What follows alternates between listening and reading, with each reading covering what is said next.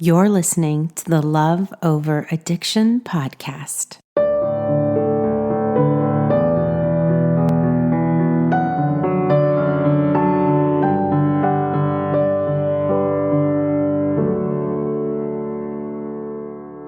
Hey, how are you?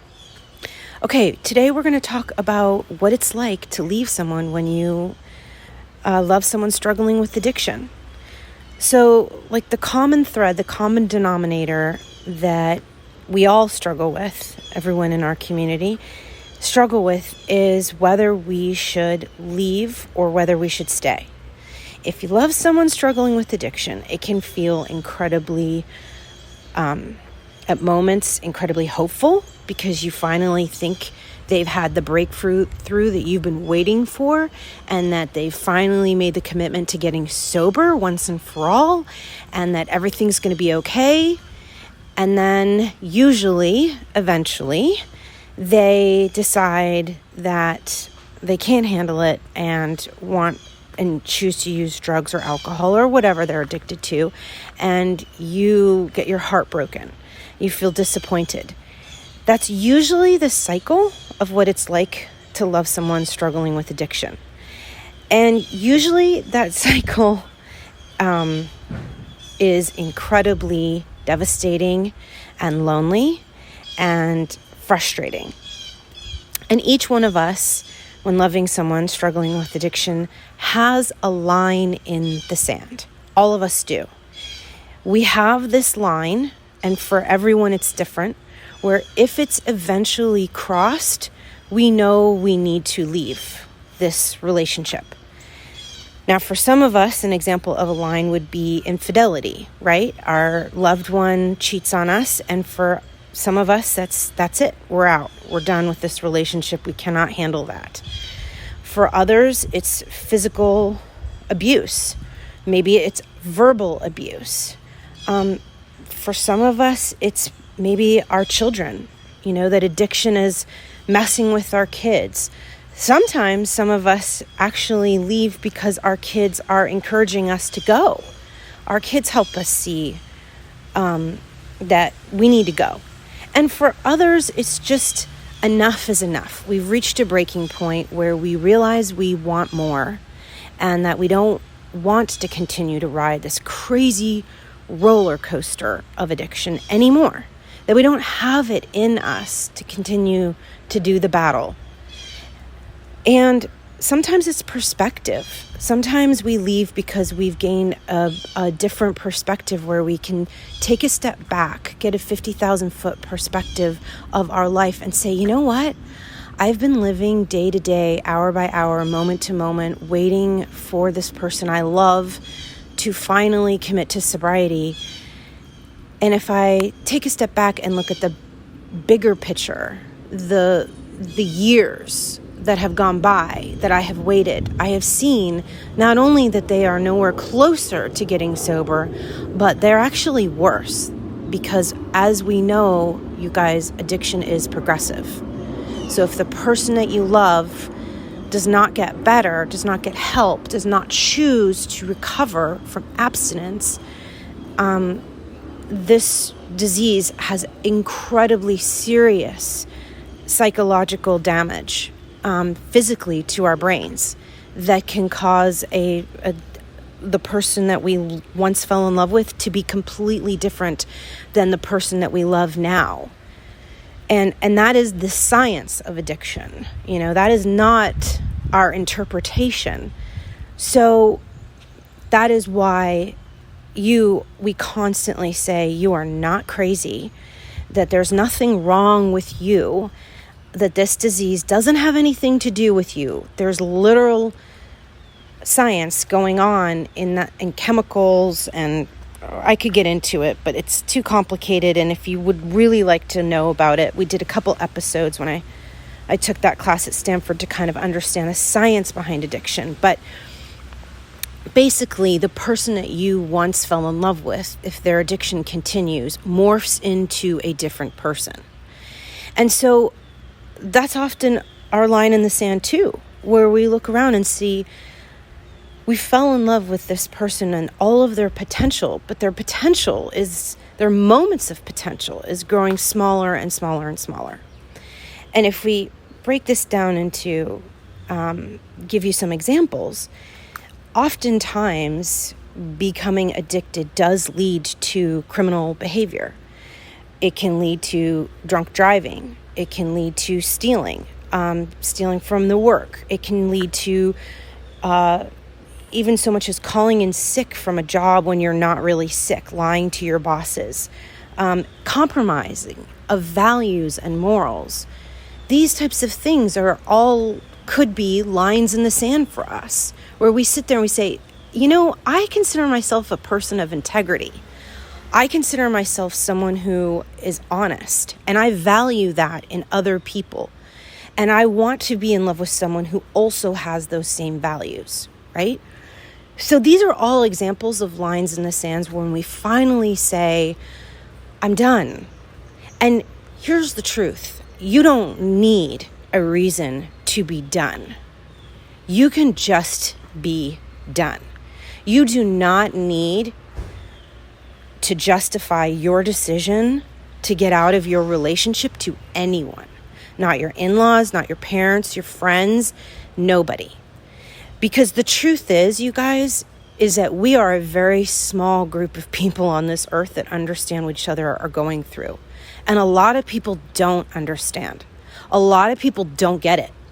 They don't truly know the language of addiction and what it feels like to love someone that struggles with this. So relying on outside opinions or wisdom or advice, even from professionals who don't understand, ultimately, it is a decision that you need to make. You need to own 100% of this decision.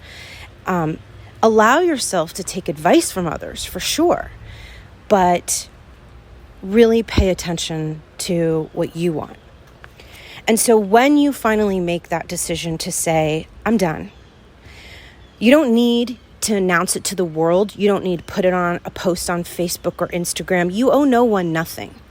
You can go about this decision and following through with your decision to leave your relationship quietly, respectfully, in your own time, and how you want to handle it. So when you ultimately make that decision, I want to say congratulations, because arriving at the decision to leave is, in my opinion, a huge victory. And I say that because I think there's so much effort in the relationship of whether we should stay or leave. That's a large fraction of our battle, is what we should do, how we should handle this. And when you ultimately arrive at the decision of leaving, there is a peacefulness and a strength and a relief that you landed on this decision finally, that it should be something that is celebrated. I remember when I got divorced, the final divorce papers were signed, and I will go into, it took a long time for me to go through this process, and I share more about that later. But my parents gave me individually cards, congratulation cards. And I was like, and I remember telling people I'm divorced, and they were like, oh, I'm so sorry. And I'm like, no, I'm happily divorced. I'm very grateful for my marriage, and I am very happy that I am not in it anymore. You can be both. It doesn't need to be some tragic divorce story where everybody feels sorry for you. It can be a victory story where you said, this divorce or this marriage or this relationship taught me a lot. It actually was a tool that I used to better myself and to make wiser decisions in my future about what I want and what type of relationship I want.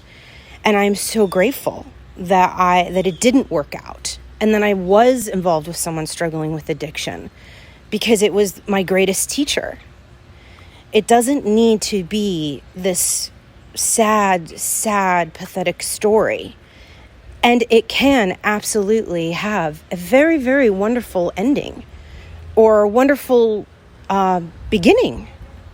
So what do you do when you finally decide, okay, enough is enough, right? Well, like we said, you don't need to announce it to the world. If you want to, go for it, if that's what you feel. But if you decide to tell people, if you decide to share it on social media, please protect your heart. Wear a coat of armor, because you will most likely get people giving you the side eye or questioning you, right? So this is part of our growth. When we make decisions now, we stand strong and we stand firm in them, right? We recognize that we are grown, intelligent adults that are making wise decisions for our future, and we're doing what's best for us. You are a brave human being. You are. Do you know that? Only brave people actually enter into a relationship with an addict. And we're brave because we think we can take addiction on. We're like, okay, you're going to mess with the person I love. Then that means you got to mess with me. And I will take you on addiction. I will try to fix the situation. That's bravery.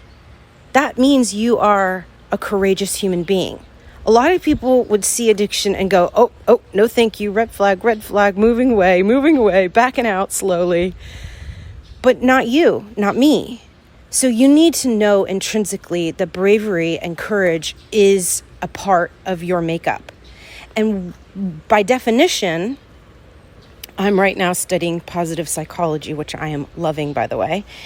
In the definition of positive psychology, under that umbrella, bravery the definition is facing your challenges, threats, difficulties, making a goal and acting on it, whether popular or not. What does that mean?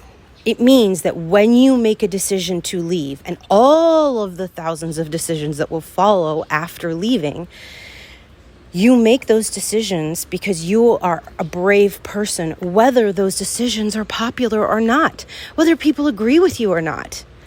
You guys, when I was in a terrible marriage that was harming my children, it was wildly unhealthy, and I had become an overweight, lonely, depressed, broke person in my marriage.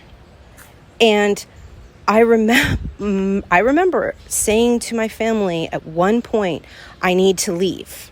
And I love my family. But again, they've never loved anyone struggling with addiction. They did not know how bad it was because I had spent so long trying to convince them that my marriage was fine in order to protect the one I love. And I told them on Christmas Day and dipped my toe in the water of seeing how they would react. So I didn't go full on out saying, I'm leaving him. I said, I'm thinking of getting a divorce, right? Mistake number one. And my family, my mom and my brother said, I think you should wait until the kids are out of college. Now, again, my sweet brother was like a teenager. How the heck is he supposed to know, right? Nobody knows at that age how to handle marriages, let alone divorces. My mother didn't know anybody with addiction issues. So it's not their fault. But thank God I did not listen to them. Thank God I had the bravery and the courage to act on my goal, which was divorce, whether it was a popular opinion or not. Do you see how it's time for you to take ownership of your decisions and your life. And you can, because you are so much wiser and braver than you actually think you are. This disease does a great job trying to convince you that you're junk, that you're crap, that you're not smart, that you're not brave, that you're scared. And you need to remember who you are, and you need to discover who you are. So, you don't need, when you go out there in the world and you say, I am leaving, Some people might not get it, and that is okay. Another thing that might happen to you when you say you're leaving, all the fears are going to pop up and say, well, that's not possible. Where are you going to go? How are you going to survive financially? Your kids are going to blame you. Your neighbors are going to gossip about you. Everyone at work is going to judge you. Your family is going to hate you. Their family is going to hate you. All these fears, worries are going to pop up. The reasons why you shouldn't leave will try to convince you of why you should stay. But this is where I come in. And I am here to tell you, ignore them. Ignore them. You're going to get resistance. Don't stay stuck. You've got what it takes to see this through and meet your goal. You have everything you need. You don't need a 5-year life plan. Unfortunately, and I wish it was different, everyone that I talk to that's gotten divorced, the moment they decide to get divorced, it's not like all the answers come in the next 24 hours. They don't, because you don't even know what to expect. So it's unreasonable to ask yourself to have everything figured out all of a sudden. Do not put that pressure on yourself. Lower your expectations and say, I'm actually just going to take this. I'm going to borrow a phrase from Alcoholics Anonymous and take this one day at a time. Really, use your tools. Remember, we talk about how addiction is actually your greatest gift. It's going to help you morph into the person that you've always wanted to become, right? This is a way to do it. Take it one day at a time and just make the next best decision. That's a very popular phrase in the self-help world. I didn't come up with that. But just make the next best decision, because here's what I know for sure. And you guys know this too. I'm not telling you anything you don't already know. I'm just telling you things that no one really talks about. Is addiction is unpredictable. Okay? It is so unpredictable. You want to rely, if your loved one sits there and says, okay, I'll give you this amount of money for child support. You can't rely on that because you're dealing with someone who's struggling with addiction. First of all, I guarantee you they probably have a problem with honesty. Maybe not, but I would venture to say yes on that. Number 2, addiction is very expensive. They need money to fuel their habit. And number 3, if you're leaving someone who doesn't want to be left, they can use money or anything else to hang over your head to keep you to keep you feeling stuck, to keep you entwined in their addiction. Because people that are in pain want company. They want you to join them and meet them where they're at, because it makes them feel better to have company when they're feeling pain. You, my love, need to rise above this. You are the smart, sober one. And you can sit there and say, okay, I understand this is an intimidation factor. I understand that I cannot take them at their word. Now, I love you, and I know some of you are like, no, I can rely on my loved one. Like, they're going to tell me the truth. Okay, I can't sit here, I don't know everyone's situation personally, but I can say I've been doing this for over 10 years, and it happens more often than you think. The people that are convinced that this is going to be an easy peasy divorce usually have road bumps. And all I'm saying is, if you do have road bumps, that's okay. Stay the course. You've got what it takes to meet your goal. You've got the bravery and the courage to see this through to the end. And it is going to be trying. And it is going to test you. You will be tested. But here's what I know about courage and bravery, you guys. You don't feel courageous or brave when you're folding laundry. You're not going to feel like a courageous and brave person when you're commuting home from work. Bravery and courage live in like the soft tissues of your body. and they appear. That virtue appears when needed. It's waiting in the wings for you to call upon it. And the only time that you can call upon it is when you act. When you take action, all of a sudden your bravery and courage that has been hiding for a while, waiting and begging for you to use it, will show up. And you will be able to do things you never thought you would be able to do. I don't walk around my neighborhood feeling courageous and brave all the time. But I know it's there. And the only reason why I know, you guys, is because I had to use it. It was the number one thing I had to use every day during my divorce, right? So when I received a threatening phone call from my ex-husband saying, how can you be doing this to me? You're the worst. Everybody agrees. My family hates you, which was not true, by the way. But he wanted to convince me that, make me little, make me smaller, put me in my place, shut me up, get me to ask for less, keep me stuck.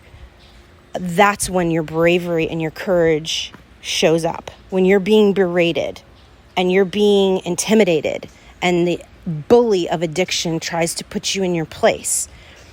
That is when I'm on a phone call listening to this and going, you know what? I took this phone call because I thought this was going to be productive. I thought that you and I were on the same page and we were going to work together to end this marriage. But clearly I can see differently now. And when you're in that space, I am more than happy to answer your phone call. But until then, I'm not listening to this anymore. Click. That's a boundary, right? That takes courage to say that, you guys. I was shaking when I said that. My voice was like, whoa. I mean, it might not have sounded, the words were courageous, but my voice was like very scared. But you know what? Did you hear how I just said it now? I can get to that point. I say that all the time, or things like that all the time for the next 10 years because I got better and better and stronger and stronger. And that's because I started to rely on my courage. I knew it was there. I started to rely on the bravery and saying, okay, if I say this, I know that I can feel it. And that is how you discover who you are during a divorce. It's like a rebirth of all the things that were wonderful living within you that addiction has tried to convince you you didn't have in the first place. It's a reemergence of gifts. And what's crazy about this, what is the most weirdest thing I'm going to say, is that your period of divorce, whether it's a month or a year or however long it is actually going to be one of the greatest things and greatest times of your life. It's going to be glorious. And I say this because I would kill to have the growth that I had during that period now. Because you don't grow when you're comfortable. And to be honest with you, I've never been more uncomfortable than in that time of my divorce. And that is when you grow. And I look back on that and think, God, how can I get that accelerated growth again? Because it felt so good. It was terrifying and also exhilarating and freeing. And I discovered people were there for me that I didn't realize were there. They showed up, and that felt so healing. And it felt really healing to stand at a birthday party and look at the woman next to me and get into a conversation with her and say, yeah, I'm going through divorce, and have her say, me too, and slide me her number so that we can go grab coffee. These are things, taking risks and putting yourself out there and getting uncomfortable can be incredibly rewarding. And these are all things that you have to look forward to. Now, are there times where I cried? Absolutely. Are there times where I was furious? Yes. All those feelings are totally normal. It's not just like you wake up and you're like, I'm so excited to get divorced today. No, I was hiding out in hotels under a fake name, paying cash, and looking at the rest of the world going, I would kill to be normal right now. But that was in that moment. And then 5 minutes later, I was sitting there going, driving to my lawyer's office in a ratty old sweatshirt and a beaten down minivan, hoping that I wasn't being followed, but feeling empowered because I was doing something to meet my goal. And I felt invigorated and powerful and hopeful for the first time in a really long time, because the hope that I was feeling wasn't reliant on somebody else's decision to drink or use drugs or sleep with another woman or watch porn or gamble our money away. It was finally like I actually could have hope because the person I was relying on was me. I took the driver's seat. I took the wheel of the car and said, I'm turning this car around and I'm going to point it in a direction that I'm not quite sure where I'm going, but I know it is far away from here, and that feels good. That feels good because for so long I've been parked in the parking lot of addiction, stuck. So these are things that you get to look forward to if and when you decide to leave. I'll never lie to you. I'm not going to say it's easy. It's not. But remember, it is going to be empowering, and it does lead to the road to happiness and the road to joy and the road to fulfillment and the road to purpose. So that is all I'm going to share with you today. I have like 5 more things running around in my head, but I'm trying to make these short, guys, for you. So I know you're busy. So I love you. I believe in you. I believe so much in you. And I know that if I was, you guys, I was broke. I had no money. All our money was gone. I had no friends. None. Because I was too scared to leave the house. I was too infatuated and obsessed and addicted to my ex-husband to go out and meet other people. And I was so unhealthy. And I was so lost. And if I can do it, you can do it. Okay? You can. There are tools out there. You will find ways. There are lawyers that will work pro bono. There are shelters that will take single moms with kids. There are jobs. Oh my gosh, all of the jobs, people that are looking for workers right now, there's employment out there for you. Even I didn't have an education. I didn't know how I was going to pay my bills, right? But there's ways to get employment. There are answers. You need to search for them though, right? You need to be, we talked about this last week, you need to be curious. So all I want to say is just for this episode is that I believe in you 1,000%. 120,000%. You've got this. I'll talk to you next week. This podcast is created for your support, encouragement, and entertainment with my personal thoughts and beliefs. We are bonded together by the fact that we love someone suffering from addiction.